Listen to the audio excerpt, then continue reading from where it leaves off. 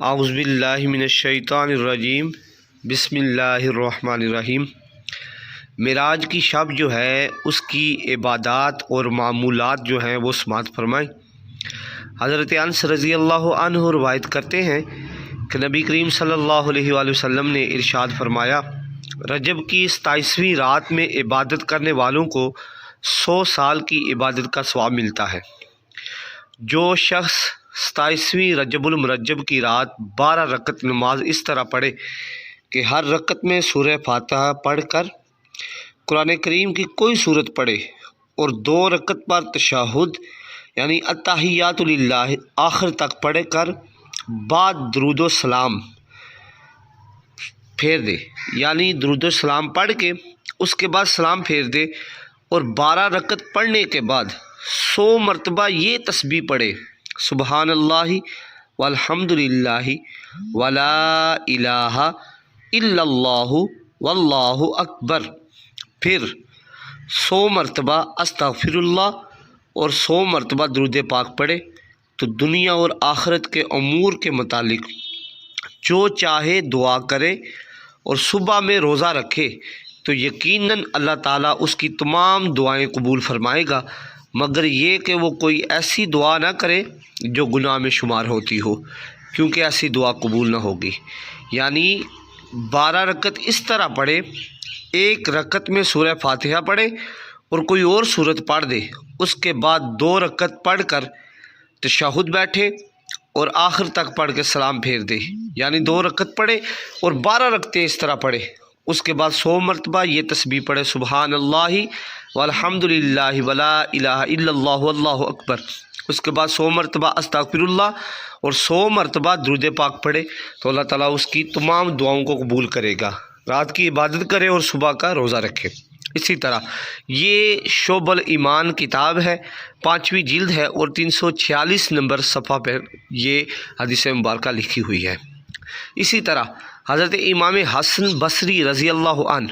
آپ فرماتے ہیں کہ حضرت عبداللہ بن عباس رضی اللہ عنہ کا معمول تھا کہ رجب کی 27ویں رات کو اعتکاف کی حالت میں صبح کرتے تھے اور ظہر کے وقت تک نماز پڑھتے رہتے تھے اور ظہر پڑھنے کے بعد تھوڑی دیر تک نفل پڑھا کرتے تھے، اس کے بعد آپ 4 رکعت نماز پڑھتے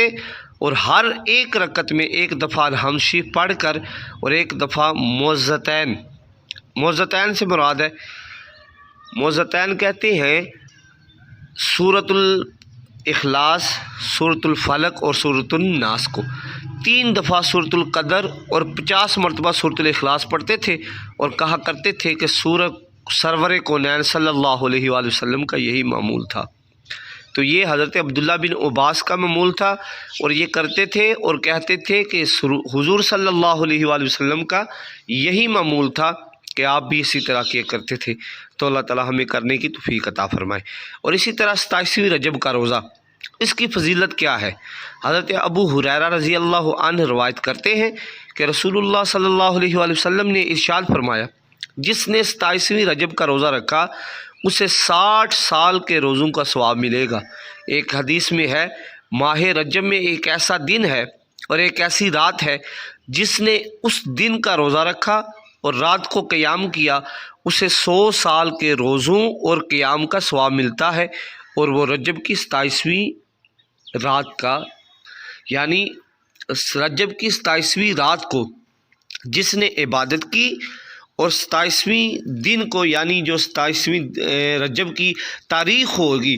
یعنی 27ویں رات ہے، اس سے آگے جو دن ہوگا وہ 27ویں کا دن ہوگا، تو جس نے اس دن کو روزہ رکھا